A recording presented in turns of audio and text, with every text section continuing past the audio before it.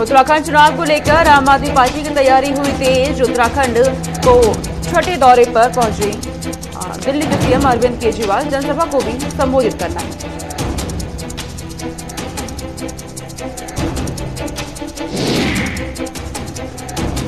उत्तराखंड के सीएम पुष्कर सिंह धामी ने दिया बड़ा बयान। पिछली सरकारों में सिर्फ शिलान्यास होता था, काम नहीं।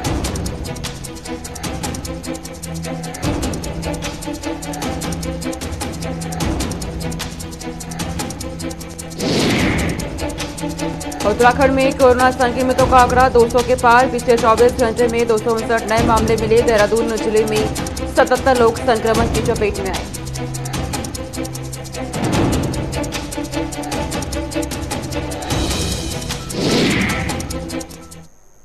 नमस्कार, आप देख रहे हैं गुलिस्तान न्यूज। मैं आपके साथ सोनिका सिंह। बुलेटिन की शुरुआत करते हैं तमाम बड़ी खबरों से आपको रूबरू कराएंगे। उत्तराखंड सीधे आपको लिए चलते हैं। उत्तराखंड चुनाव 2022 को लेकर सभी पार्टियां जोर आजमाइश में लगी हुई हैं। बीजेपी के कद्दावर नेताओं की राज्य में लगातार रैली और सभाएं हो रही हैं। इसी बीच पूर्व मुख्यमंत्री और कांग्रेस के नेता हरीश रावत ने एक भावुक पोस्ट सबके सामने शेयर करके सबको हैरान कर दिया है। पोस्ट में हरीश रावत ने 2017 की हार को याद करते हुए उसे खुद के लिए कलंक बताया और कहा कि जनता से अपील की है, यदि इस बार कांग्रेस सत्ता में वापसी करती है तो ये कलंक मिट जाएगा। वहीं हरीश रावत ने 2012 से 2017 के अपने कार्यकाल को याद करते हुए पोस्ट में लिखा कि उन्होंने अपने कार्यकाल में कुछ गलतियां भी की थी, जिनका उन्हें जनता ने दंड दिया है। तो हरीश रावत की तरफ से एक भावनात्मक पोस्ट किया गया है फेसबुक पर। उनकी तरफ से कहा गया है जो हार उन्हें मिली थी 2017 में, उसे लेकर के कहा है कि कुछ गलतियां की जिसका जनता ने उन्हें दंड दिया है। एक और 2022 की तैयारियां कर रहे हैं सभी राजनीतिक दल। इसी बीच कांग्रेस में लगातार अंतर्कलह देखने को मिलती है। इससे पहले हरीश रावत की तरफ से एक ट्वीट किया जाता है जिससे कांग्रेस के अंदर बगावत भी देखी गई, अंतर्कलह भी देखने को मिली, हड़कंप भी बचा। और अब हरीश रावत ने एक और पोस्ट करा है। दरअसल इस बार भावनात्मक पोस्ट किया गया है और उनकी तरफ से कहा है कि 2017 के चुनाव में 2 विधानसभा सीटें हारने और पार्टी की 11 सीटों पर ही सिमट जाने से उन्हें बेहद निराशा भी हुई थी और अब 2022 में वो बाहर निकालना चाहते हैं उस चीज से पार्टी को। पोस्ट उनकी तरफ से किया गया है कि मुझे 2 हारों के कलंक को मिटाना है 2022 में जीत दर्ज करके। तो उत्तराखंड विधानसभा चुनाव को लेकर के हर एक राजनीतिक दल पूरी तरीके से जोर आजमाइश में जुटी है। इसी बीच कांग्रेस के दिग्गज नेता हरीश रावत की तरफ से एक पोस्ट किया जाता है फेसबुक पर। इस पोस्ट के जरिए उनकी तरफ से अपील की गई है कि 2022 में कांग्रेस को जिताना है और जो कलंक उनके ऊपर लगा है उसे वो मिटाना चाहते हैं। उनकी तरफ से कहा गया जो गलतियां पहले हुई थी उसे दोहराना नहीं चाहते। हरीश रावत एक बड़े दिग्गज नेता है। हालांकि पिछली बार 2 सीटों पे उन्होंने विधानसभा चुनाव वो हार गए थे, जिसे लेकर उन्होंने भावनात्मक ट्वीट किया है फेसबुक पर।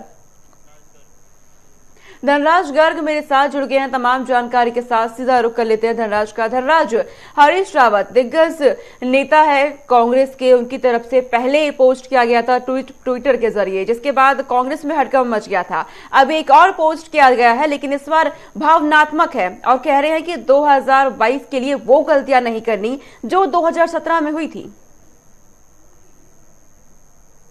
कि हरीश रावत लगातार ट्वीट पे ट्वीट करते हुए कहीं ना कहीं राजनीति में एक विशाल ला देते हैं, क्योंकि अभी हाल ही में आपने देखा था कि किस तरीके से ट्वीट पूर्व मुख्यमंत्री हरीश रावत ने किया था और जिस तरीके से देखा जाए कि जब उस ट्वीट के बाद कहीं ना कहीं उनकी मुलाकात राहुल गांधी से हुई थी तो उसके बाद उनको पूरी उत्तराखंड की चुनाव की कमान सौंप दी गई थी। लेकिन एक भावात्मक ट्वीट अब फिर निकलकर सामने आया है जिसमें उन्होंने साफ तौर पर कहा है कि कुछ गलतियां उन्होंने 2017 के चुनाव में की थी जिसका दंड जनता ने उनको दिया है, लेकिन कहीं ना कहीं भावुक होते हुए उन्होंने अब जनता से अपील की है कि इस बार जो दंड दिया है वो माफ किया जाए और जिस तरीके से उन्होंने जो गलतियां की थी उसका दंड उनको मिला है। 2017 में जो हार का मुंह देखा है, 2 बार वो चुनाव हारे, 2 जगह सीटों से उन्होंने चुनाव लड़ा था, दोनों ही सीटों से वो हार गए थे। तो इसको देखते हुए कहीं ना कहीं उनका जनता से सीधा सीधा अपील यही है कि इस बार उनको वोट देकर और उनकी सरकार सत्ता में लाने की कोशिश की जाए। जी और जिस तरीके से पोस्ट किया गया है, क्या ये माना जाए धनराज की कहीं ना कहीं 2022 में कुछ हार का डर सता रहा है कांग्रेस को, क्योंकि बीजेपी जिस तरीके से तमाम रणनीतियां बना रही है और जीत के लिए प्रधानमंत्री नरेंद्र मोदी ने खुद मोर्चा संभाल लिया है, कहीं ना कहीं एक डर कांग्रेस के अंदर। बिल्कुल सोनिका, जिस तरीके से देखा जाए कि बीजेपी के राष्ट्रीय नेता लगातार उत्तराखंड आ रहे हैं, चाहे प्रधानमंत्री नरेंद्र मोदी हो या जेपी नड्डा राष्ट्रीय अध्यक्ष या अमित शाह हो, लगातार उत्तराखंड आकर कहीं ना कहीं जनसभाओं को संबोधित कर रहे हैं, तो कहीं ना कहीं उससे कांग्रेस को एक हार का डर जरूर सता रहा है। क्योंकि जिस तरीके से देखा जाए कि भावात्मक होकर हरीश रावत ट्वीट पे ट्वीट कर रहे हैं और जनता से अपील कर रहे हैं, तो कहीं ना कहीं ये लगता है कि 2022 का भी चुनाव में उनको डर सता रहा है कि कहीं दोबारा से वो गलती ना दोहरा बैठे हैं कि जो 2017 में गलती दोहराई थी कि जब मोदी जी ने अपनी कमान संभाली थी और उसके बाद सत्ता में बीजेपी हासिल हो गई थी। लेकिन इस बार कहीं ना कहीं उनका एक डर जरूर सता रहा है कि कहीं मोदी लहर इस बार भी उत्तराखंड में ना चल जाएगी। जी चलिए धनराज, बहुत शुक्रिया तमाम जानकारी अब तक पहुंचाने के लिए, हमारे साथ जुड़ने के लिए। तो कांग्रेस के अंदर लगातार जिस तरीके से देखा जा रहा है, हरीश रावत एक बड़े चेहरे हैं, लेकिन उनकी तरफ से जो ट्वीट किए जाते हैं कांग्रेस में खलबली मच जाती है उस ट्वीट के जरिए। 2022 में विधानसभा के चुनाव होने हैं और उससे पहले कांग्रेस तमाम कोशिशें कर रही है कि एक बार फिर सत्ता में आने की जो हार 2017 में मिली वो दोहराई ना जाए, इसके लिए कांग्रेस पूरी रणनीति तैयार कर रही है। चलिए आगे रुक करते हैं, एक और बड़ी जानकारी सामने आ रही है। एक और जहां सभी राजनीतिक दल पूरी रणनीति बना रही है विधानसभा चुनाव को लेकर, उसी बीच आम आदमी पार्टी की तैयारियां भी तेज हो गई है। दिल्ली के सीएम अरविंद केजरीवाल उत्तराखंड का उनका दौरा है और देहरादून में चुनावी शंखनाद उनकी तरफ से किया जाना है, ये बड़ी जानकारी मिल रही है। चुनावी शंखनाद किया जाना है, 9 जगहों से नव परिवर्तन यात्रा निकाली जाएगी। तो नव परिवर्तन की शुरुआत की जा रही है नए साल से। आम आदमी पार्टी की तरफ से तैयारियां तेज कर दी गई है। 70 विधानसभा सीटों पर लड़ने का ऐलान किया गया है और नव परिवर्तन यात्रा को 70 विधानसभा क्षेत्रों तक पहुंचाया जाएगा, ये कहा गया है। इससे पहले दिल्ली सरकार के मंत्री गोपाल राय भी उत्तराखंड में तमाम नेताओं से मुलाकात की। रणनीति बनाई गई है, आगामी 45 दिन को लेकर के रणनीति बनाई गई है और उसी रणनीति के तहत नव परिवर्तन यात्रा की शुरुआत की जा रही है। तो उत्तराखंड चुनाव को लेकर आम आदमी पार्टी की तैयारी तेज हो गई है। दिल्ली के सीएम अरविंद केजरीवाल उत्तराखंड में उनका दौरा होना है, छठा दौरा ये कहा जा रहा है और कहा जा रहा है कि 5वीं गारंटी दे सकते हैं। इससे पहले चौथी गारंटी, वो 4 गारंटियां दे चुके हैं उत्तराखंड वासियों को। शिक्षा, स्वास्थ्य, रोजगार के मुद्दे को लगातार उठाया जा रहा है, महिलाओं को केंद्र में रखा गया है। इससे पहले जब सीएम अरविंद केजरीवाल उत्तराखंड पहुंचे थे, महिलाओं को साधा गया, संवाद किया गया और कहा गया कि अगर आम आदमी पार्टी की सरकार बनती है तो हर महीने महिलाओं के खाते में 1000 रुपए ट्रांसफर किए जाएंगे। तो महिलाओं को साधने की कोशिश की गई है, रोजगार के जरिए युवा वर्ग को लुभाने की कोशिश की जा रही है। वहीं स्वास्थ्य और शिक्षा के मुद्दे को लेकर कहा जा रहा है कि दिल्ली की तर्ज पर उत्तराखंड का विकास किया जाएगा अगर आम आदमी पार्टी की सरकार बनती है। तो पहली बार उत्तराखंड की राजनीति में कदम रखा है और 70 विधानसभा सीटों पर लड़ने का ऐलान किया गया है आम आदमी पार्टी की तरफ से। परेड ग्राउंड में उनकी जनसभा होनी है। परेड ग्राउंड वही जगह जहां प्रधानमंत्री नरेंद्र मोदी ने जनसभा को संबोधित किया था। उसके बाद कांग्रेस नेता राहुल गांधी पहुंचे थे, परेड ग्राउंड में जनसभा को संबोधित किया। और अब सीएम अरविंद केजरीवाल दिल्ली के सीएम हैं, आम आदमी पार्टी के संयोजक है, परेड ग्राउंड में जनसभा को संबोधित करेंगे। तो आगामी विधानसभा चुनाव को लेकर रणनीति और तैयारियां पूरी की जा रही है। संचित शर्मा फोन लाइन पे मेरे साथ जुड़ गए हैं तमाम जानकारी के साथ। संचित, सीएम अरविंद केजरीवाल का छठा दौरा आज उत्तराखंड का है, इस वक्त क्या जानकारी आपको मिल रही है, इस खबर पर क्या अपडेट?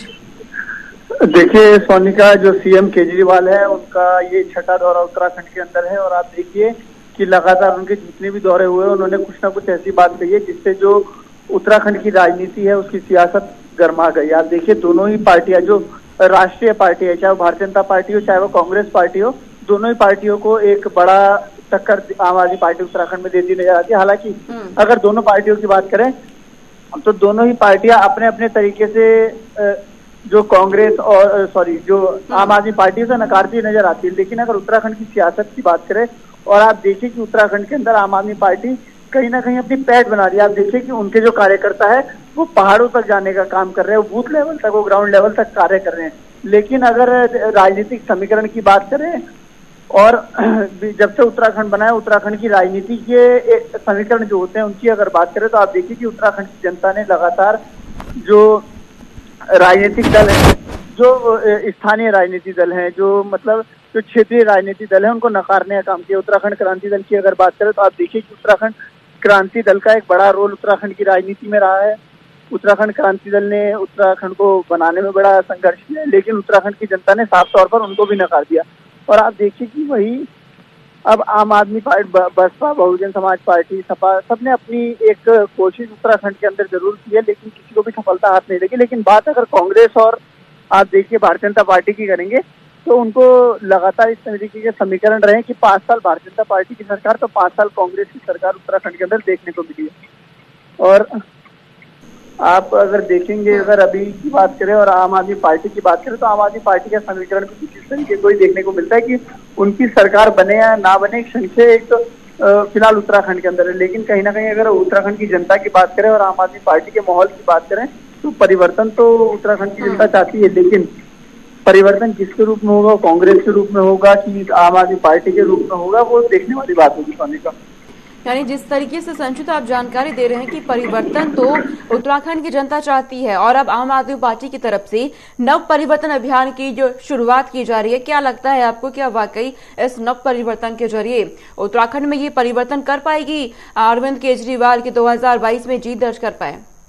देखिए सोनिका, परिवर्तन की जो आपने बात कही, आप देखिए कि जो सत्ताधारी पार्टी है उत्तराखंड के अंदर भारतीय जनता पार्टी, वो साफ तौर पर लगातार जो उन्होंने रैलियां की हैं, उन्होंने उसमें कहा है, उससे पहले उन्होंने जो रैली की थी उनकी आशीर्वाद यात्रा उन्होंने उत्तराखंड के अंदर, पूरे उत्तराखंड में एक आशीर्वाद यात्रा निकाली थी, जिसमें उन्होंने कहा कि उत्तराखंड की जनता भारतीय जनता पार्टी को पुनः आशीर्वाद देगी और उनकी सरकार दोबारा उत्तराखंड के अंदर बनेगी। और अगर अभी की बात करें, जो विपक्षी दल है, चाहे वो कांग्रेस पार्टी हो, चाहे वो नया जो उत्तराखंड के अंदर, उत्तराखंड के लिए जो नया दल है आम आदमी पार्टी, वो लगातार परिवर्तन यात्रा की बात करते हैं। आम आदमी पार्टी नव परिवर्तन की बात करती है तो कांग्रेस परिवर्तन की बात करती है, लेकिन परिवर्तन की मूड की अगर बात करें, जनता किसको जनाधार देगी ये तो भविष्य में देखने वाली बात होगी सोनिका। लेकिन उत्तराखंड की जनता के अगर मिथक की बात करें, या उत्तराखंड में चुनावी जो मिथक रहा है वो यही रहा है कि 5 साल भारतीय जनता पार्टी की सरकार तो 5 साल कांग्रेस की सरकार, तो परिवर्तन तो हर 5 साल में बिल्कुल संचित देखना होगा कितना परिवर्तन अगले 5 साल के लिए हो पाता है उत्तराखंड में और किसका संकल्प रंग लाता है। चले फिलहाल बहुत शुक्रिया संचित तमाम जानकारी हम तक पहुंचाने के लिए, और आप नजर बना के रखिएगा उत्तराखंड की राजनीति में क्या कुछ चल रहा है, क्योंकि विधानसभा के चुनाव 2022 में होने हैं, उसके लिए हर एक दल पूरी कोशिश कर रहा है, हर एक रणनीति अपनाई जा रही है। इसी बीच एक और जानकारी मिल रही है, उत्तराखंड में प्रियंका गांधी ने आम आदमी पार्टी को झटका दे दिया है। दरअसल आम आदमी पार्टी की उत्तराखंड इकाई के कार्यकारी अध्यक्ष अनंत राम चौहान प्रियंका गांधी से मुलाकात करने के बाद दिल्ली में कांग्रेस में शामिल हो गए।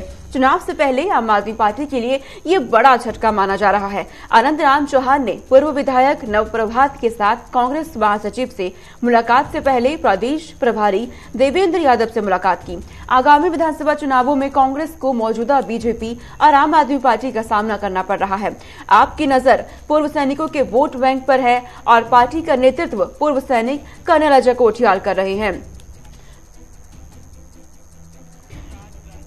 धनराज गर्ग मेरे साथ एक बार फिर जुड़ के हैं तमाम जानकारी के साथ। धनराज, आम आदमी पार्टी को कांग्रेस की तरफ से बड़ा झटका दे दिया गया है, कितना नुकसान होगा इससे आम आदमी पार्टी को? बिल्कुल सोनिका, जिस तरीके से देखा जाए कि 2022 के चुनाव के नजदीक आते ही कहना कि जो राजनीतिक पार्टियां हैं उनमें दल बदल का कार्य शुरू हो चुका है, क्योंकि हाल ही में आपने देखा होगा कि बीजेपी से जो कैबिनेट मंत्री थे यशपाल आर्य वो टूटकर कहना कि कांग्रेस में शामिल हो गए थे। तो वहीं अब आम आदमी पार्टी को भी उत्तराखंड में एक बड़ा झटका लगा है कि आम आदमी के जो एक कार्यकारी अध्यक्ष रह चुके हैं वो अब प्रियंका गांधी के नेतृत्व में कहना कहीं कांग्रेस में शामिल हो गए हैं। तो कहना कहीं बड़ा झटका उत्तराखंड में आम आदमी पार्टी का माना जा सकता है। हालांकि आम आदमी पार्टी के पास होने के लिए कुछ नहीं है, क्योंकि नई पार्टी उत्तराखंड के लिए है। और यदि बात की जाए, क्योंकि अभी तक उनका न कोई विधायक है और न कोई ऐसा बड़ा नेता है कि जो चर्चित हो, तो कहीं ना कहीं ऐसे में ये माना जा सकता है कि अभी आम आदमी पार्टी को कोई नुकसान तो नहीं कह सकते, क्योंकि अभी जिस तरीके से देखा जाए कि लगातार आम आदमी पार्टी का कुनबा भी बढ़ रहा है, तो इसमें नुकसान तो नहीं कहेंगे, क्योंकि आम आदमी पार्टी के जो नेता हैं या प्रवक्ता है वो उनका भी साफ तौर पे यही कहना है कि उनके जाने से कोई भी आम आदमी पार्टी को नुकसान नहीं होगा। लेकिन सोनिका ये हकीकत है कि नुकसान तो पार्टी को होता है। जब कोई बड़ा नेता पार्टी छोड़कर जाता है, दूसरी पार्टी में शामिल होता है, तो कहीं ना कहीं जो दूसरी पार्टी में शामिल होता है तो उसको फायदा भी जरूर मिलता है। तो कहीं ना कहीं जो आम आदमी पार्टी से जो नेता टूटकर कांग्रेस में गए हैं तो उनको 2022 के चुनाव में कांग्रेस को काफी फायदा उनके मिलने वाला है। यानी जिस तरीके से धनराज राजनीतिक दलों की बात करें तो दल बदल का सिलसिला भी उत्तराखंड में देखा जा रहा है और तमाम कोशिशें हालांकि की जा रही है। तो ऐसे में कांग्रेस में शामिल हो गए हैं, अब कांग्रेस अपना कुनबा बढ़ाने में लगी है। बिल्कुल सोनिका, जिस तरीके से देखा जाए कि चुनाव के नजदीक आते कहीं ना कहीं सभी पार्टियां सतर्क हो जाती हैं और एक दूसरे दल से नेताओं को तोड़ने की कोशिश लगातार की जाती है। तो कहीं ना कहीं उसी का पार्ट ये भी है कि जिस तरीके से नेता तोड़कर कांग्रेस में जा रहे हैं तो कांग्रेस भी अपना कुनबा बढ़ाने में जुटी हुई है, वहीं बीजेपी भी अपना कुनबा बढ़ाने में जुटी हुई है। लेकिन ये तो इतना फायदा, कितना फायदा इनको होगा ये 2022 के चुनाव में पता लगेगा। लेकिन कहा जा सकता है कि चुनाव को देखते हुए कहीं ना कहीं सभी पार्टियां कोशिश करती हैं कि उनका जो कुनबा है वो बढ़े और उनके वोट अधिक हो और सत्ता हासिल कर सकें। चलिए धनराज, बहुत शुक्रिया तमाम जानकारी हम तक पहुंचाने के लिए और हमारे साथ जुड़ने के लिए। तो उत्तराखंड की राजनीति में दल बदल का सिलसिला लगातार जारी है। चलिए आगे रुक करते हैं। उत्तराखंड के सीएम पुष्कर सिंह धामी की तरफ से एक बड़ा बयान दिया गया है। बड़ी जानकारी इस वक्त मिल रही है। उत्तराखंड के सीएम पुष्कर सिंह धामी ने बड़ा बयान दे दिया है। दरअसल पिछली सरकारों में सिर्फ शिलान्यास होता था, काम नहीं। इस सीएम धामी की तरफ से ये बड़ा बयान सामने आया है। साल 2017 से काम कर रही है हमारी सरकार। तो अपनी सरकार की उपलब्धियों को गिनाते हुए कहा है कि बीजेपी सरकार 2017 से काम कर रही है। मैंने नौजवानों के बीच में लंबे समय तक काम किया है, ये सीएम धामी की तरफ से कहा गया। हमने आंगनबाड़ी बहनों, आशा बहनों, उपनल कर्मचारियों का मानदेय बढ़ाया है। सीएम धामी की तरफ से ये जानकारी भी दी गई है। आंदोलनकारियों की भी पेंशन हमने बढ़ाई है। सीएम धामी की तरफ से विपक्ष पर निशाना साधते हुए अपनी सरकार की उपलब्धियों को गिनाया है। अपने बीजेपी ने 2017 के बाद से कौन कौन से कार्य किए हैं उन्हें गिनाया गया है, उन उपलब्धियों को सामने रखा गया है सीएम धामी की तरफ से। वहीं सीएम धामी ने अपने कार्यकाल का भी जिक्र किया। हालांकि बेहद कम कार्यकाल उनका है, बेहद कम समय उनको मिला। इस बीच उन्होंने क्या कुछ काम किया है उनकी तरफ से वो जिक्र भी किया गया है। उत्तराखंड में 2022 में विधानसभा के चुनाव होने हैं और उससे पहले हर एक राजनीतिक दल आरोप प्रत्यारोप कर रहे हैं। उत्तराखंड से हमारे ब्यूरो चीफ धीरेन्द्र प्रताप सिंह मेरे साथ जुड़ गए हैं तमाम जानकारी के साथ। धीरेन्द्र, 2022 में विधानसभा के चुनाव होने हैं और उससे पहले राजनीतिक दलों के बीच देखा जा रहा है आरोप प्रत्यारोप का दौर चल रहा है। अपने अपने कार्यकाल के कामों को गिनाया जा रहा है। बिल्कुल सोनिका, देखिए उत्तराखंड में जो चुनावी सियासत है वो धीरे धीरे गर्मा गई है और आज आप देखिए कि उत्तराखंड में वो चाहे कांग्रेस पार्टी के बड़े नेतागढ़ हो या बीजेपी के, वो सारे अपना एड़ी चोटी का जोर लगा रहे हैं सत्ता पाने के लिए। उसी तरह से आम आदमी पार्टी भी यहाँ पे जोर लगा रही है और उसके जो शीर्ष नेता हैं अरविंद केजरीवाल आज उत्तराखंड के देहरादून में परेड ग्राउंड में एक सभा को संबोधित करेंगे। तो इस तरह से देखे ये भी उनका लगभग चौथा पांचवा दौरा है और प्रधानमंत्री नरेंद्र मोदी भी 2 सियासी दौरे यहाँ दोनों मंडलों में कर चुके हैं। राहुल गांधी आ चुके हैं, अमित शाह आ चुके हैं। तो एक तरह से देखे कि अब जो चुनावी होता है, चुनावी रणनीति को अंजाम देने की ओर सारी पार्टियां बढ़ रही हैं। तो अब तरह तरह के आरोप प्रत्यारोप से भरे हुए बयान भी सामने आ रहे हैं। और मुख्यमंत्री पुष्कर सिंह धामी की अगर बात हो रही थी, वो लगातार इस बात को कह रहे हैं कि अब तक की जो सरकारें थी वो वादे करती थी, दावे करती थी, लेकिन वो धरातल पे नहीं उतरते थे। और उनकी सरकार इस मामले में बिल्कुल अलग है, क्योंकि ये सभी वादों को पूरा कर रही है। जो भी घोषणाएं कर रही है उसका जियो कर रही है, उसके लिए बजट आवंटित कर रही है और उसको क्रियान्वयन भी कर रही है उन घोषणाओं का। तो एक तरह से कह सकते हैं कि जो मुख्यमंत्री का दावा है वो काफी हद तक सही भी प्रतीत होता है, क्योंकि वो अपनी घोषणाओं की जब समीक्षा करते हैं तो उसमें घोषणाओं के साथ साथ बजट का आवंटन और उसका एग्जीक्यूशन भी शामिल रहता है। हम लोगों को उसका फीडबैक भी मिलता रहता है। लेकिन सियासत की बात करें तो ये बात कांग्रेस भी बीजेपी के ऊपर आरोप लगाते हुए कहती है कि ये घोषणाधीन सरकार है। और आम आदमी पार्टी तो खैर कहती है, क्योंकि वो कहती है कि हमारे पास दिल्ली मॉडल है, न कांग्रेस के पास है न बीजेपी के पास है। तो अब देखने वाली बात ये होगी कि आगे की सियासत में, यानी आने वाले कुछ महीनों में, दिनों में और किस तरह की बातें निकल करके सामने आती हैं। फिलहाल बीजेपी के जो नेता हैं, बीजेपी की सरकार का जो नेतृत्व कर रहे हैं, पुष्कर सिंह धामी ने ये बड़ा राजनीतिक बयान दिया है कि वो जो है विकास की राजनीति करते हैं और झूठे वायदे नहीं करते। धीरेन्द्र, इस बीच सीएम धामी की तरफ से कहा गया कि मैंने नौजवानों के बीच लंबे समय तक काम किया है, यानी इस उनके बयान से ये साफ है कि वो कहना चाहते हैं कि मैं आप लोगों के बीच से ही हूँ, अगला सीएम भी मुझे आप चुने। बिल्कुल सोनिका, देखिए जो मुख्यमंत्री सरकार का नेतृत्व करते हैं तो न केवल प्रशासनिक रूप से सरकार के मुखिया होते हैं, बल्कि पार्टी के सबसे बड़े नेता होते हैं, क्योंकि पार्टी के उम्मीदों पे खरा उतरना, पार्टी की नीतियों को आगे बढ़ाना, पार्टी को विस्तार देना, पार्टी के संगठन को मजबूत करना, ये सब भी एक तरह से उनके कंधे पे रहता है। तो पुष्कर सिंह धामी को अंतिम समय में, यानी चुनाव से कुछ महीनों पहले मुख्यमंत्री पद की जिम्मेदारी देकर के पार्टी ने अपना भरोसा जताया और यह बताया कि पुष्कर सिंह धामी पे पार्टी विश्वास करती है कि वो पार्टी को दोबारा से सत्ता में ले आएंगे। और उस दबाव में मुख्यमंत्री धामी आपको हर जगह दिखाई भी दे रहे हैं काम करते हुए, तो आप समझ सकती हैं कि कितना उनके ऊपर दबाव है। अब पार्टी के उम्मीदों पे खरा उतरना, अपनी सरकार को सत्ता में वापस ले आना, और चूंकि अभी उनकी उम्र कम है, 45 साल के आसपास उनकी उम्र है, तो उनका एक लंबा कैरियर भी अभी बचा हुआ है। अपने कैरियर को भी एक अच्छे मुकाम पे ले जाए, इसका प्रयास करते हुए मुख्यमंत्री दिखाई दे रहे हैं। और उसका प्रयास का मतलब यही हुआ कि उनके नेतृत्व में पार्टी को सफलता हासिल हो और सरकार दोबारा से रिपीट करे, तो उनका कैरियर भी बनेगा और पार्टी का जो विश्वास है वो भी पूरा होगा। चलिए धीरेन्द्र, बहुत शुक्रिया तमाम जानकारी हम तक पहुंचाने के लिए, हमारे साथ जुड़ने के लिए। आगे रुक कर लेते हैं। आईआईएम काशीपुर ने छात्र छात्राओं की परिसर से बाहर आवाजाही पर रोक लगा दी है। अब घर गए छात्र इंस्टीट्यूट में प्रवेश नहीं कर सकेंगे, उन्हें घर से ही परीक्षा देनी होगी। कॉलेज में कोरोना के 3 केस मिलने के बाद एहतियातन कॉलेज ने यह कदम उठाया है।